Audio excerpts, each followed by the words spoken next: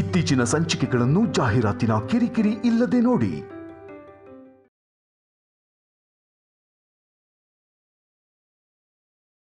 ಅತ್ತೆ ಬೇಗ ಬನ್ನಿ ಅತ್ತೆ, ಬನ್ನಿ.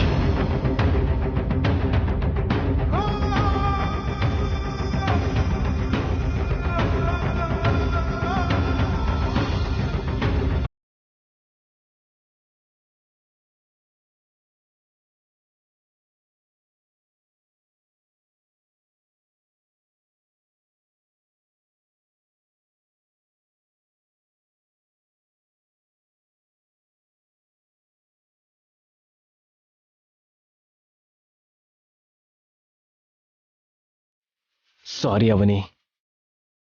ನಿಮ್ಮ ಪ್ರಯತ್ನ ನೀವು ಮಾಡಿದ್ರಿ, ಸಡನ್ ಆಗಿ ಲಾವಣ್ಯ ಬಂದ್ಲು, ಅದಕ್ಕೆ ನೀವೇನು ಮಾಡೋಕ್ಕಾಗತ್ತೆ ಹೇಳಿ? ನೀವು ಬೇಜಾರು ಮಾಡ್ಕೋಬೇಡಿ. ಆದರೆ ಇಲ್ಲಿಂದ ಹೋಗೋದ್ರೊಳಗೆ ಖಂಡಿತ ಹೇಳ್ತೀನಿ. ನಮ್ಮ ಮಗ ಈ ಸಂಬಂಧನೇ ಬೇಕು ಅಂತ ಹಠ ಹಿಡ್ದಿದ್ದಾನೆ ರೀ. ಅಷ್ಟಕ್ಕೂ ಈ ಹುಡುಗಿ ಯಾರು?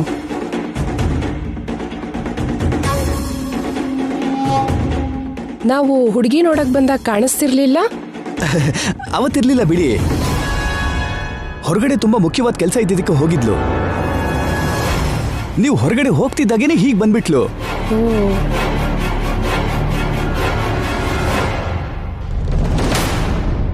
ಅತ್ತೆ ಇವರೇ ಗೆಸ್ಟು.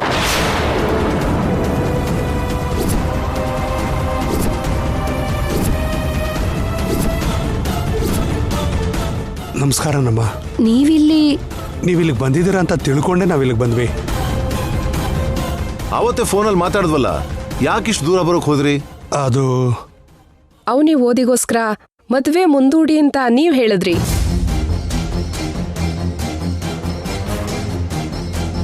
ಅವನಿಗೆ ನಿಜವಾಗ್ಲೂ ಇಷ್ಟ ಇಲ್ಲ ಅಂತ ಇಲ್ಲಿಗೆ ಬಂದ್ಮೇಲೆ ಗೊತ್ತಾಯ್ತು. ಯಾವ್ದು ನಿಜ ಅಂತೀರಾ, ಯಾವ್ದು ನಂಬಿ ಅಂತೀರಾ?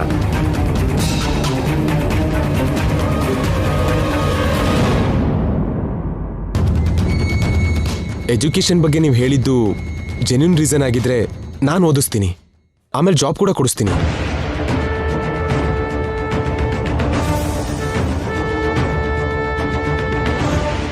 ನನ್ನ ಮನೇಲಿ ಅವನಿಗೆ ಯಾವುದೇ ರಿಸ್ಟ್ರಿಕ್ಷನ್ಸ್ ಇರೋದಿಲ್ಲ. ಬೇಕಂದ್ರೆ ಎಲ್ರ ಮುಂದೆನೂ ಹೇಳ್ತೀನಿ, ಅವನನ್ನ ಕರೆಸಿ.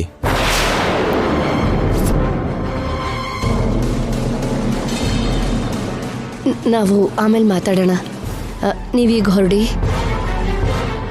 ಆಮೇಲೆ ಮಾತಾಡೋದಾಗಿದ್ರೆ ಇಷ್ಟು ದೂರ ಈ ವಿಷಯಕ್ಕೋಸ್ಕರ ನಾವು ಬರ್ತಾನೆ ಇರಲಿಲ್ಲ. ಏನ್ರಿ ನೀವು ನಮ್ಮ ಪರ್ಮಿಷನ್ ತಗೊಂಡೇನ್ ಬಂದಿಲ್ವಲ್ಲ? ನಿಮ್ಮ ಇಷ್ಟದ ಪ್ರಕಾರ ಬಂದ್ರಿ, ಅದು ನಿಮ್ಮ ಪ್ರಾಬ್ಲಮ್, ನಮ್ಮ ಪ್ರಾಬ್ಲಮ್ ಅಲ್ಲವಲ್ಲ. ಅವನೇ ಅಲ್ಲಿ ಶ್ರೀಕರ್ ಜೊತೆ ಮಾತಾಡ್ತಾ ಇದ್ದಾಳೆ, ಕರೆದು ಕೇಳಿದ್ರೆ ಮುಗ್ದೋಗುತ್ತಲ್ಲಪ್ಪ.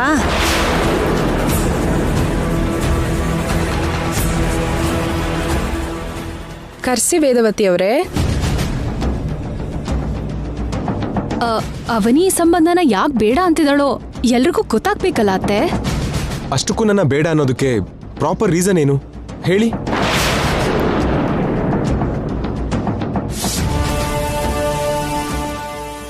ಮಾತಾಡಿ ವೇದವತಿ ಅವರೇ. ಇನ್ನೀ ಗಲಾಟೆನ ಇಲ್ಲಿಗೆ ಬಿಟ್ಬಿಡಿ. ನೀವು ತಪ್ಪಿಸ್ಕೋತಿದ್ದೀರಾ ಅಂದ್ರೆ ನಾವು ಕೇಳಿದ ನಿಜನೇ ಆಯ್ತು. ಏನ್ ಕೇಳಿಸ್ಕೊಂಡ್ರಿ? ನಿಮಗೆ ಗೊತ್ತಿಲ್ವಾ? ನೀವೇನ್ ಕೇಳಿದಿರೋ ನಮ್ಗೆ ಹೇಗೆ ಗೊತ್ತಾಗುತ್ತೆ? ನಿಮ್ಮ ಮಗ ಶ್ರೀಕರ್ಗೆ ಅವನಿಗೆ ಮಧ್ಯೆ ಏನೋ ಇದೆ ಅಂತ ಕೇಳ್ಪಟ್ಟೆ.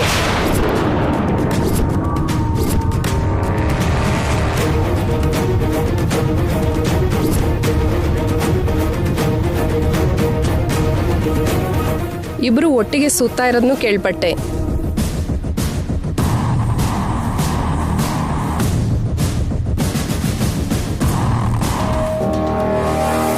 ಜೊತೆ ಗೋಡಾಡೋದು ಅಂದ್ರೆ ಇದಕ್ಕಿಂತ ಬಿಡಿಸಿ ಇನ್ನೇನು ಹೇಳ್ತೀವಿರಿ? ವಿಷಯ ಗೊತ್ತಿಲ್ದೆ ಗಾಳಿ ಸುದ್ದಿನ ಕೇಳಿ ತಲೆ ಕೆಡಿಸೋ ಪ್ರಯತ್ನ ಮಾಡಬೇಡಿ. ಮಾತು ಮಿತಿಲಿರ್ಲಿ. ಯಾಕೆ ಇಲ್ಲ ಅಂದ್ರೆ ನೀವೆಲ್ಲರೂ ಇಲ್ಲಿರ್ಬೇಕಾದ್ರೆ ಅವ್ರು ಮಾತ್ರ ಏಕಾಂತವಾಗಿ ಅಲ್ಲಿ ಹಾಕಿದ್ದಾರೆ?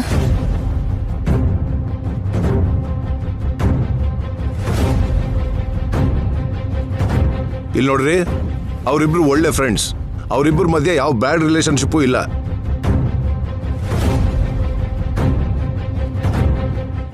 ಇನ್ನೊಂದು ಮಾತು ತಪ್ಪಾಗಿ ಆಡಿದ್ರೆ ಚೆನ್ನಾಗಿರಲ್ಲ.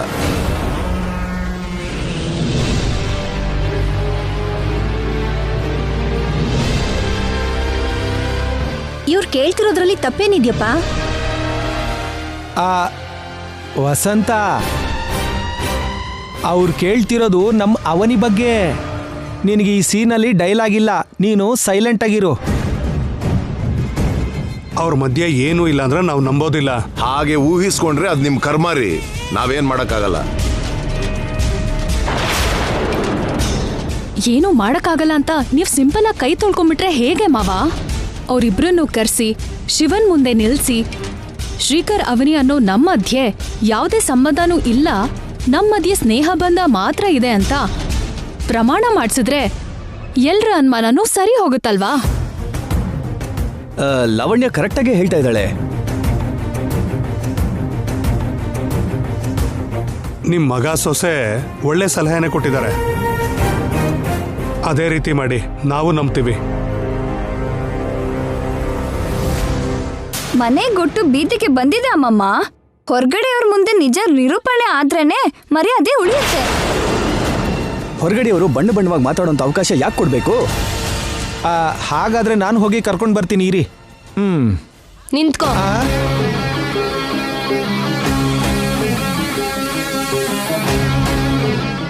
ಅವರನ್ನ ಕರೆದು ಅವಮಾನಿಸ್ಬೇಕಾಗಿರೋ ಅಗತ್ಯ ಇಲ್ಲ. ಅವನಿನ ತುಂಬಾ ರೀತಿಲಿ ತುಂಬಾ ಸಂದರ್ಭಗಳಲ್ಲಿ ಎಲ್ಲರೂ ಸೇರಿ ಪರೀಕ್ಷೆ ಮಾಡಿದೀವಿ. ನಮ್ದೇ ತಪ್ಪು ಅಂತ ತಿಳ್ಕೊಂಡಿದೀವಿ. ಈ ಸಲ ಅವನಿನೇ ತನ್ನನ್ನ ತಾನು ನಿರೂಪಿಸ್ಕೋಬೇಕಾಗಿರೋ ಅಗತ್ಯ ಇಲ್ಲ.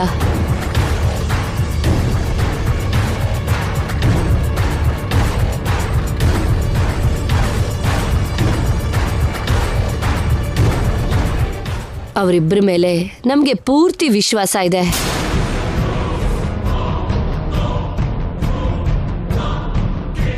ಇನ್ನು ಈ ವಿಷಯದ ಬಗ್ಗೆ ಚರ್ಚೆ ಬೇಡ. ಎಷ್ಟೇ ಜನ ಅವರನ್ನ ಅವಮಾನಿಸಿದ್ರು ನಾವು ಮಾತ್ರ ಅವ್ರನ್ನ ಅವಮಾನಿಸೋದಿಲ್ಲ. ಸಮಾಜದಲ್ಲಿ ಬದುಕ್ತಿದ್ದೀವಿ, ಆ ಸಮಾಜದ ಬಗ್ಗೆನೇ ನಮಗೆ ಅಗತ್ಯ ಇಲ್ಲ ಅಂದ್ರೆ ಹೇಗಾಗುತ್ತೆ ವೇದವತಿ ಅವರೇ? ಹುಡುಗಿ ಅಂದ ನೋಡಿ ಆಸೆ ಪಟ್ವಿ. ಯಾವತ್ತೋ ಒಂದಿನ ಗಂಡ ಹೆಂಡತಿಯಾಗಿ ನಿಮ್ ಮುಂದೆನೆ ಬರ್ತಾರೇನೋ, ನೋಡ್ಕೊಳ್ಳಿ. ಆವಾಗ ಮರ್ಯಾದೆ ಬಗ್ಗೆ ಮಾತಾಡಿದ್ರೆ ನಿಮ್ಮ ಮರ್ಯಾದೆನೇ ಹೋಗುತ್ತೆ. ನಡೀರಿ ಹೋಗೋಣ.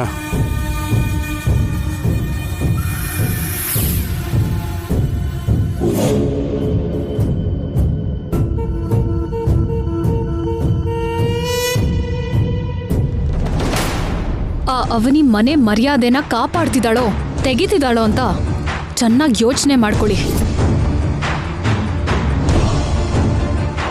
ಇನ್ನೊಂದು ಅವಕಾಶ ಸಿಗತ್ತೆ, ಟೆನ್ಷನ್ ಮಾಡ್ಕೋಬೇಡಿ. ಹಾಯ್ ಅವನಿ.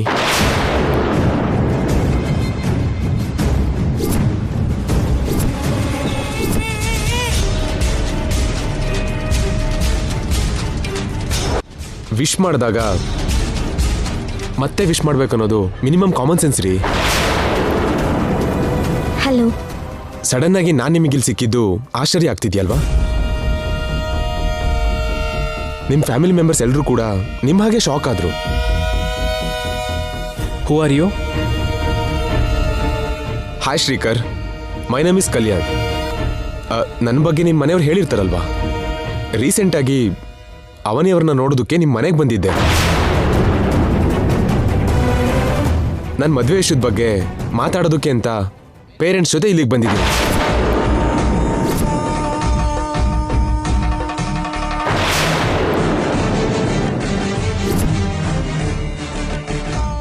ನಾನಂದ್ರೆ ಇಷ್ಟ ಇಲ್ಲ ಅಂತ ಹೇಳಿದ್ರಿ ಅಂತ ಗೊತ್ತಾಯ್ತು. ಕಾರಣ ಏನು ಅಂತ ತಿಳಿದಾದ್ಮೇಲೆ ಒಂದು ನಿಜ ಗೊತ್ತಾಯ್ತು. ನಿಮ್ಮಿಬ್ಬರಿಗೂ ಆಲ್ರೆಡಿ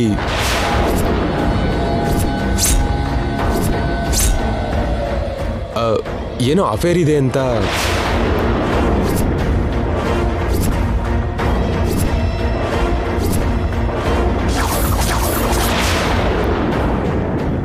ಎಲ್ಲರೂ ಅನ್ಕೋತಿದ್ದಾರೆ ಅಂತ ನಾನು ಕೂಡ ನಂಬಿ ನಿಮ್ಮ ಮನೆಯವ್ರನ್ನ ಕೇಳಿದ್ದು ಆಯ್ತು. ಬಟ್ ಈಗಷ್ಟೇ ಗೊತ್ತಾಗಿದ್ದೇನೆಂದ್ರೆ ನೀವಿಬ್ರು ಗುಡ್ ಫ್ರೆಂಡ್ಸ್ ಅಂತ.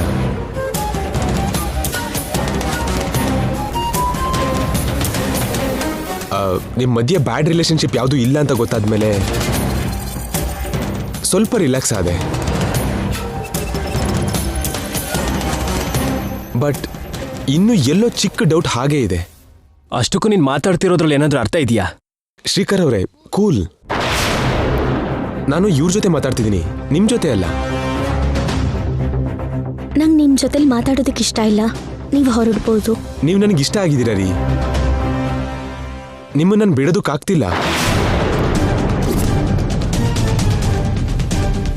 ನೀವು ನನ್ನ ಬೇಡ ಅಂದ್ಕೊಳ್ಳೋದಕ್ಕೆ ರೀಸನ್ ಏನು? ನಿಮ್ಮ ಸ್ವಂತ ಅಭಿಪ್ರಾಯ ನಿಮಗಿದ್ರೆ ನನ್ನ ಸ್ವಂತ ಅಭಿಪ್ರಾಯ ನನಗಿರುತ್ತೆ. ನೀವೊಬ್ರನ್ನ ಇಷ್ಟಪಟ್ಟಿದ ಮಾತ್ರಕ್ಕೆ ಅವರು ನಿಮ್ಮನ್ನು ಇಷ್ಟಪಡಬೇಕು ಅಂತ ರೂಲ್ ಏನಿಲ್ವಲ್ಲ. Am I right? Of course, but ಮದುವೆ ಬಗ್ಗೆ ಹೆಣ್ಣಿಗೆ ತುಂಬ ಕನಸುಗಳಿರುತ್ತೆ. ದಯವಿಟ್ಟು ಆ ವಿಷಯದ ಬಗ್ಗೆ ಮಾತಾಡ್ದೇನೆ ನೀವು ಇಲ್ಲಿಂದ ಹೊರಟ್ಬಿಡಿ. ಇವಾಗ ಈ ಟಾಪಿಕ್ನ ಮಾತಾಡೋದಕ್ಕೆ ನಾನು ಇಷ್ಟಪಡಲ್ಲ. ಆದರೆ ಈಗಲೂ ನೀವಂದರೆ ನನಗಿಷ್ಟ. ನೀವು ಓಕೆ ಅಂದರೆ ನಿಮ್ಮನ್ನು ನಾನು ಮದುವೆ ಆಗೋದಕ್ಕೆ ಸಿದ್ಧವಾಗಿದ್ದೀನಿ.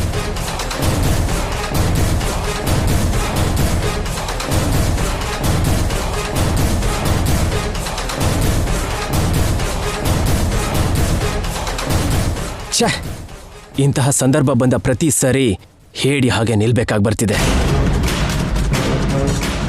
ನಿನ್ನ ದೊಡ್ಡ ಮನೆ ಕರ್ಕೊಂಡು ಹೋದೆ, ಸಕಲ ಸೌಕರ್ಯನೂ ಕಲ್ಪಿಸ್ದೆ, ಎಲ್ಲ ಮಾಡ್ತಿದ್ದೀನಿ. ಆದರೆ ಹೆಂಡತಿಯಾಗಿ ಪರಿಚಯ ಮಾಡಿಸೋದಕ್ಕಾಗ್ತಿಲ್ಲ.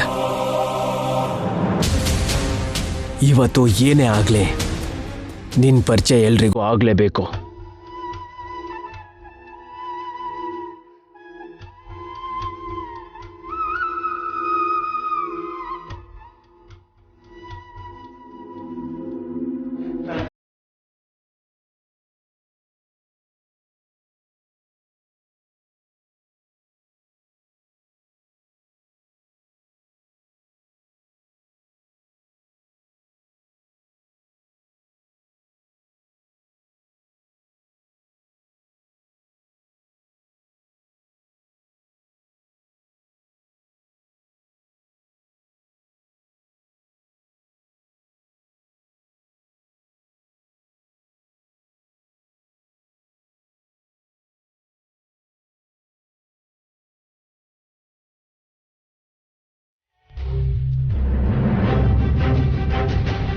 ಬಂದಾಗಿಂದ ನಾವೆಲ್ಲರೂ ಒಂದ್ ಕಡೆ ಇದ್ದೀವಿ.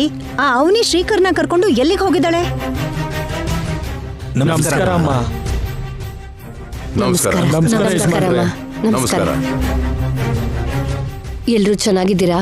ನಮ್ಮ ಸಮಸ್ಯೆಗೆ ಪರಿಹಾರ ಸಿಕ್ಕಿದ್ರೆ ನಾವೆಲ್ಲರೂ ಚೆನ್ನಾಗಿರ್ತೀವಿ, ಇಲ್ಲಾಂದ್ರೆ ಏನಾಗುತ್ತೋ ಗೊತ್ತಿಲ್ಲ. ಏನಾಯ್ತು? ಇವಳು ನನ್ನ ಮಗಳಮ್ಮ, ಕಾಲೇಜಿಗೆ ಹೋಗ್ತಿದ್ದಾಳೆ.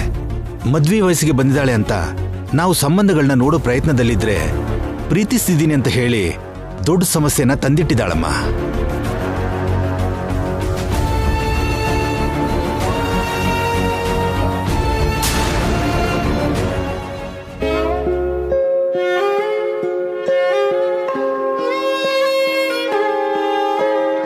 ಪದ್ಧತಿ ಸಂಪ್ರದಾಯಗಳು ಬಡ ಕುಟುಂಬದ ಮಧ್ಯೆ ತುಂಬಾ ವ್ಯತ್ಯಾಸ ಇದೆ. ಅದರಿಂದ ಇವು ಪ್ರೀತಿನ ಅಂಗೀಕರಿಸಿ ಮದುವೆ ಮಾಡೋ ಪರಿಸ್ಥಿತಿ ನಮಗಿಲ್ಲ. ಇವ್ರು ನಮ್ಗೆ ಯಾರಿಗೂ ಗೊತ್ತಿಲ್ಲದೆ ಮದುವೆ ಮಾಡ್ಕೊಂಡಿದ್ದಾರೆ ಅಂದ್ರೆ ದೊಡ್ಡವರು. ನಾವು ಶಾಶ್ವತವಾಗಿ ದೂರ ಆಗ್ಬೇಕಾಗುತ್ತೆ.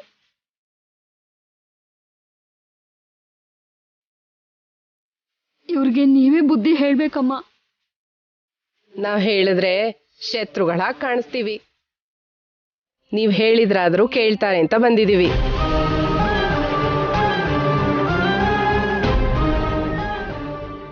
ಯಾವುದೇ ಅಡೆತಡೆ ಬಂದರೂ ಸರಿ, ಅಮ್ಮನಿಗೆ ನಾನು ಹೇಳಬೇಕಾಗಿರೋ ನಿಜನ ಹೇಳೇ ಬರ್ತೀನಿ.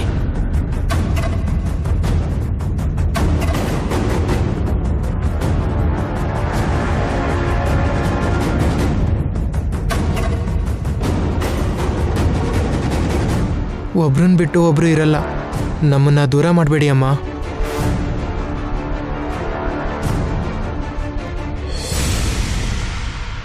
ನಮ್ಮನ್ನ ನೀವೇ ಕಾಪಾಡಬೇಕು. ನೀ ಹೇಳಿದ್ರೆ ನಮ್ಮ ಮನೆಯವ್ರು ಕೇಳ್ತಾರೆ. ನಮ್ಮ ಮದುವೆ ಬಗ್ಗೆ ಹೇಳೋದಕ್ಕೆ ಇವ್ರು ಮತ್ತೆ ಹೋಗಿದ್ದಾರೆ. ಅಲ್ಲಿ ಏನ್ ನಡೀತಾ ಇದೆಯೋ ಏನೋ. ನಿಮಗೆ ಕಾಲಿಗೆ ಬೀಳ್ತೀವಮ್ಮ. ಏಯ್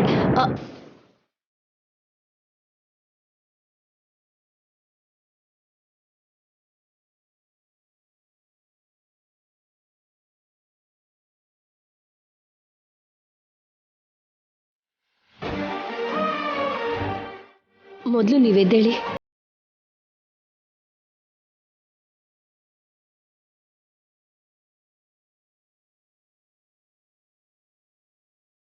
ದೊಡ್ಡ ಸಮಸ್ಯೆನೇ ಎದುರಾಗಿದೆ ಅನ್ಸುತ್ತೆ. ಈಗ ವೇದವತಿ ಅಮ್ಮವರು ಯಾರಿಗೆ ನ್ಯಾಯ ಮಾಡ್ತಾರೋ ನೋಡ್ಬೇಕು. ಚಿಕ್ಕವ್ರಿಗೆ ನ್ಯಾಯ ಕೊಟ್ರೆ ದೊಡ್ಡವ್ರಿಗೆ ಕೋಪ ಬರುತ್ತೆ, ದೊಡ್ಡವ್ರಿಗೆ ನ್ಯಾಯ ಹೇಳಿದ್ರೆ ಚಿಕ್ಕವ್ರಿಗೆ ಕೋಪ ಬರುತ್ತೆ. ತುಂಬಾ ಕಷ್ಟ. ಏರಿಗಿಳೀತು ಕೋಣ ನೀರ್ಗಿಳೀತು ಅನ್ನೋ ಹಾಗಿದೆ. ಪ್ರಸ್ತುತ ನಮ್ಮ ಅತ್ತೆ ಅವರು ಮನೆ ಸಮಸ್ಯೆಗಳಿಗೆ ತೀರ್ಪು ಕೊಡಕ್ಕಾಗ್ತಿಲ್ಲ, ಇವ್ರ ಸಮಸ್ಯೆಗೆ ಏನು ಹೇಳ್ತಾರೆ? ಪೃಥ್ವಿರಾಜು, ಒಂದ್ ಸ್ವಲ್ಪ ಹೊತ್ತು ಬಾಯಿ ಮಿಚ್ಕೊಂಡಿದ್ರೆ ಒಳ್ಳೇದು ಅಷ್ಟೇ ಅಲ್ವಾ? ಆಗ್ಲಿ ಮಾವನವ್ರೆ.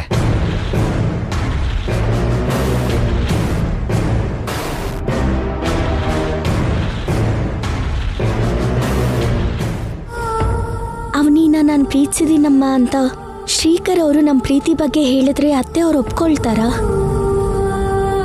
ಪ್ರೀತಿಸಿ ಮದುವೆ ಆಗೋದ್ರ ಬಗ್ಗೆ ಅತ್ತೆ ಅವ್ರಿಗೆ ಒಳ್ಳೆ ಅಭಿಪ್ರಾಯ ಇದೆಯಾ?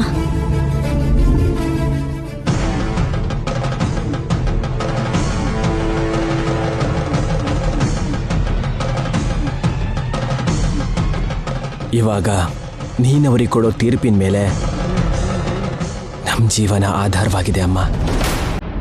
ಎಷ್ಟೊತ್ತು ಯೋಚಿಸ್ತೀರಾ ಅತ್ತೆ? ಬೇಗ ಏನಾದ್ರೂ ಒಂದು ಹೇಳಿ.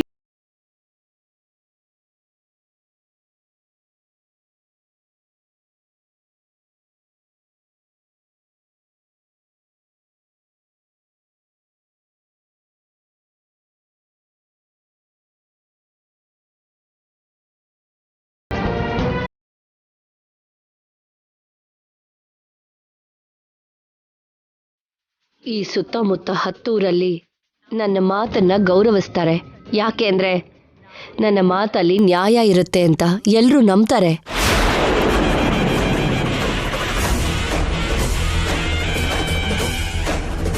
ನಾನು ಚೆನ್ನಾಗಿ ಯೋಚನೆ ಮಾಡಿ ನಿಮ್ಗೆ ಕೆಲವು ಮಾತುಗಳನ್ನು ಹೇಳ್ತೀನಿ, ಕೇಳಿ.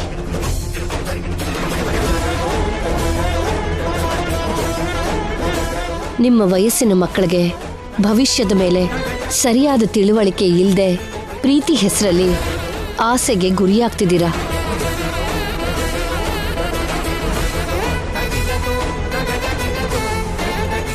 ಅದರಿಂದ ಬಂಗಾರದಂಥ ಜೀವನನ ಹಾಳು ಮಾಡ್ಕೋತಾ ಇದ್ದೀರಾ ನೀವು.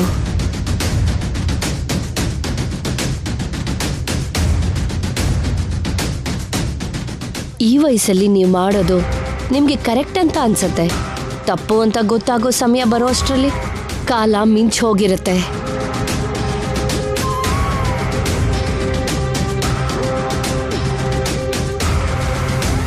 ತಂದೆ ತಾಯಿ ಯೋಚನೆ ಮಾಡೋದು ನಿಮ್ಮ ಸಂತೋಷದ ಬಗ್ಗೆನೇ.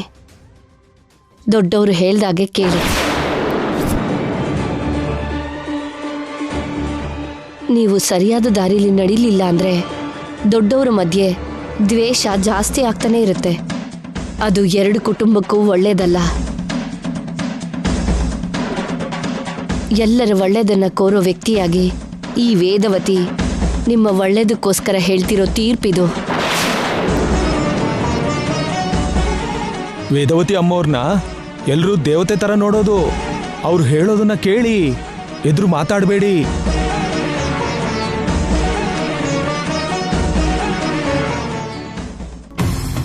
ಆಯ್ತಮ್ಮ. ಸರಿನಮ್ಮ. ನನ್ನ ಮಾತುಗಳು ನಿಮಗೆ ನೋವು ಕೊಟ್ಟಿರುತ್ತೆ, ಆದರೆ ಯಾವತ್ತೋ ಒಂದಿನ ನೀವೇ ನಿಮ್ಮ ತಪ್ಪನ್ನ ತಿಳ್ಕೊತೀರಾ. ಹೋಗ್ಬನ್ನಿ. ಹೇಳಬೇಕಾದವರು ಹೇಳಿದ್ರೇನೆ ಅದಕ್ಕೊಂದು ಬೆಲೆ ತಾಯಿ. ಮಕ್ಕಳು ಹುಷಾರು. ನಿಮ್ಮ ಮಾತು ಏನೇ ಆದ್ರೂ ವೇದವಾಕ್ಯ ಇದ್ದಾಗಮ್ಮ.